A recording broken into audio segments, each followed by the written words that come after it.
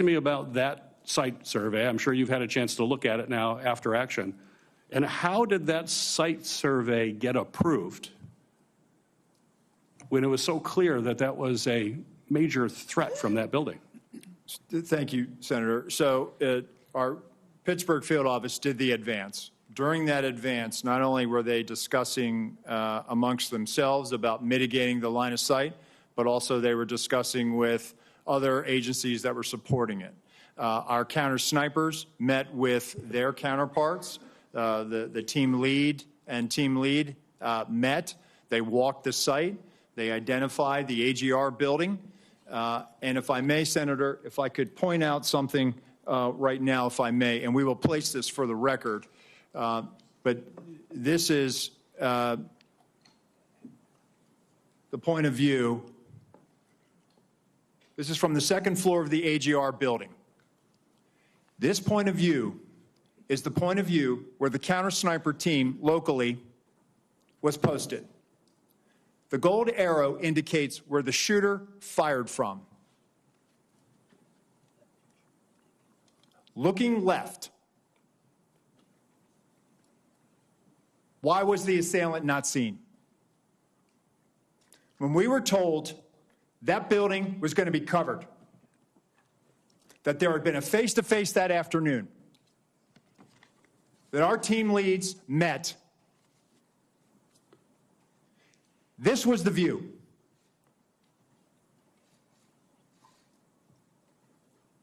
Let me show you another view, Senator. B.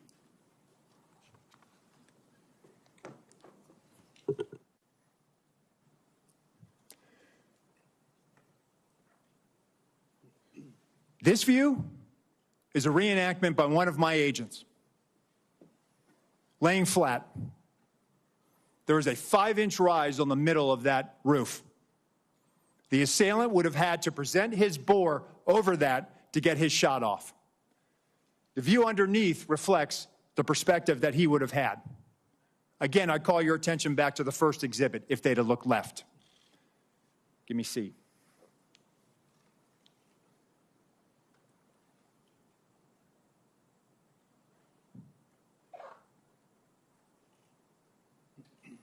This is what our counter-sniper team saw.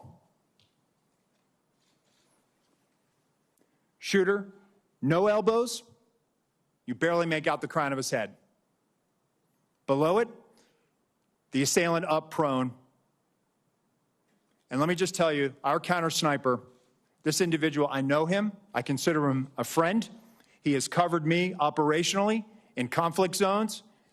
And when I did my time on the President's detail, he exemplifies the courage, the skill, and the ability to respond under great stress in such short time to neutralize the threat and prevent further loss of life.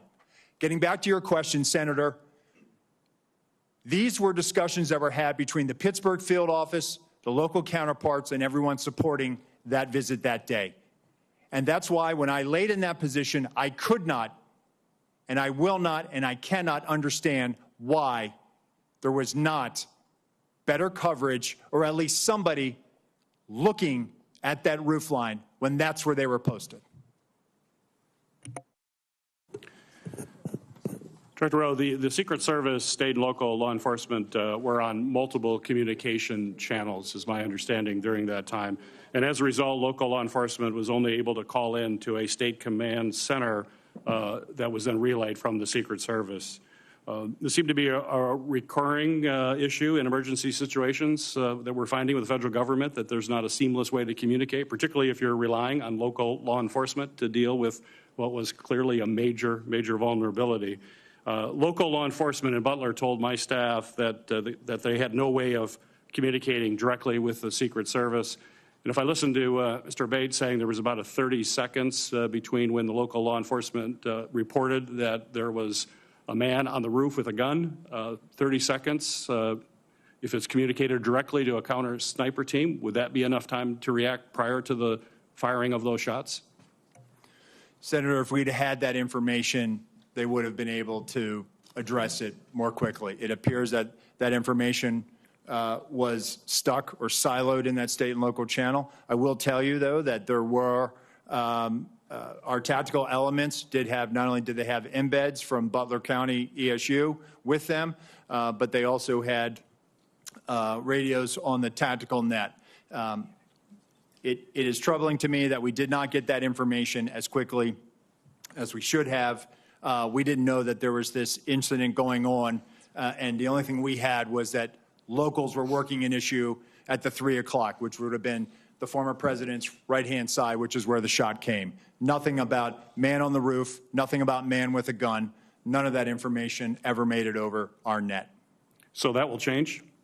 Yes, sir. We are working right now to figure out the interoperability and also make sure that we do have access to those channels, whether through a counterpart system or some other means. Very good. Ranking Member Paul, you're recognized for your questions. Director Rowe, I'm encouraged by your attitude and what you brought here today, what you've talked about as far as immediate changes that you've made, and I hope you'll follow through with that. I'm encouraged by the fact that you acknowledge that it's indefensible that the roof was unattended. Would you say the roof being unattended breaches standard protocol for setting up a security perimeter? What I would say, Senator, is that that roof should have had better coverage, and we will get to the bottom of if there were any policy violations. I would think indefensible would go along with breaching protocol, and I can't imagine how indefensible would not be breaching protocol. What I would caution, though, is that I sense, and you're the Secret Service, and these people are your friends, and they are heroic people who do good things, that we can't let our friendships blind us from responsibility. So someone's in charge of the security at the zone. Would the Secret Service be in charge of the entire operation, and they work with law enforcement, but they're in charge? The person in charge of the entire operation is the Secret Service, not the local police. You're correct, sir. This is a failure of the Secret Service. So that's what I mean. And look, I don't wish anybody harm. I appreciate the bravery of the Capitol Hill police. I was at the shooting at the ball field. I've heard 100 shots coming my way. Fortunately, none came to me. But I appreciate the bravery of all the people who protect us. But there's also the idea that there are certain mistakes that don't make you a bad person, but they're just inexcusable, that if you made that mistake. So, for example, let's say you determine, well, local police should have been on there, and they told us. And local police says, no, they didn't tell us to do it, and it's a he said, she said. Still, ultimately, the agent in charge should be walking the grounds and say, there's a roof 100 yards away from the stadium with a clear sight. Someone's got to be on the roof. Local police, I told you to get on the roof. Get on the roof. Or you put the Secret Service. So ultimately, the buck doesn't pass along to somebody. Whoever's in charge is in charge. But really, I think it would be helpful to all of us. I know the process has to be meted out, but there needs to also be a process for protecting the next Trump rally. The fact that whoever was in charge in Butler next week is not in charge of a rally in Las Vegas. And so I think you really should say that. You should simply say that the leadership from that event is going through a process, but until that process, they won't be in charge of the Democrat National Convention. That would reassure a lot of people that they won't be in charge of security until it's determined. Can you tell us something to that accord? Yes, sir. So I can tell you that the team planning the Democratic National Convention, that is a national special security event. That team has been on the ground. That's from D.C. With support from our Chicago field office. But I just want to reiterate that our Pittsburgh field office staff, they are wearing this harder than anybody right now in the Secret Service. Right. They feel completely demoralized.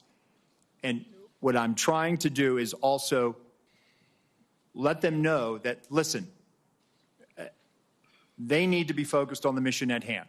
I also have to walk a tightrope here and make sure that I am not tainting any future discipline action. I understand, and I have great respect for all the officers, but ultimately someone had to be in charge, and someone made a terrible error, and it's an error of judgment. The big error is the roof. But another big error is we have 90 minutes of a suspicious person. Now, Senator Durbin mentioned the rangefinder. None of these are enough to shoot a suspicious person, but they certainly, you would think, would be enough to stop the proceedings. That's where I think you get to the second major management or judgment error of this. Now, Trump's done probably 100 rallies like this. how often at one of his rallies are there 90 minutes of looking at one person and at least a half a dozen pictures of that person? How often does that happen? And is it against protocol to let a proceeding go on when you've got a suspicious person, 90 minutes worth of people talking about this person, and we don't stop the proceeding? Does that defy protocol? So Senator, while there's 90 minutes in total from when he's first identified by local law enforcement, we have about a 30-minute window. But at no time is there anything ever communicated about weapon or harm. And I think that's where the threat. A weapon, you shoot people with a weapon. Sure. Without a weapon, we're talking about people you stop and say, he had a backpack, which was probably big enough to have the AR-15 in it. In all likelihood, the backpack has the weapon in it. So a guy with a big backpack would never get to the perimeter. So once again, a big mistake was not having the perimeter wide enough to prevent people from shooting outside the perimeter. But the thing is, he would have never gotten through the perimeter, right? His backpack would have been checked. But people with big backpacks are very suspicious. And I would think he's been seen 6 times. But you got 20 or 30 minutes of knowing about it. But the thing is, there's all kinds of chatter going on about this. And you would think the chatter going on with the local police is on a police radio, and a policeman with that radio is standing in the control tent, so you get that communication. So there's a huge and massive breakdown. But really my question is, how often has this happened at other rallies where there's a half a dozen pictures and 90 minutes of people talking about a suspicious person? I just can't imagine that it's real common. So, Senator, at rallies, there are people that come to the attention of law enforcement for a variety of reasons. You know, if they come to our attention for some other activity that might, you know, put it a little bit, hey, we probably need to go check that individual out. This happens, and that's why we attempt to locate them. That's why it's important for us to try to find them. And it's important to have the information. And so local law enforcement did their very level best to try to locate him. They did provide us the photos 30 minutes prior. It just, he evaded any detection by law enforcement. But once again, it's the overall person in charge. It's a terrible breakdown. It's a terrible management decision not to have stopped it. There was a chance to stop the proceeding. And the question is not whether there's enough information to take down an individual. It's a much lower standard to say, hey, we're going to wait until we get this individual. The roof and the 90 minutes of it, both, I think, are failure of your protocol. And I think when that's determined, the person who made these decisions can't be in a position of authority again. Senator Klobuchar. Thank you very much. Thank you to all of you for holding this hearing. I appreciated Director Rowe when we had the classified briefing, and also today, taking responsibility for the agency and your own personal emotion and reaction to your visit and what had gone wrong.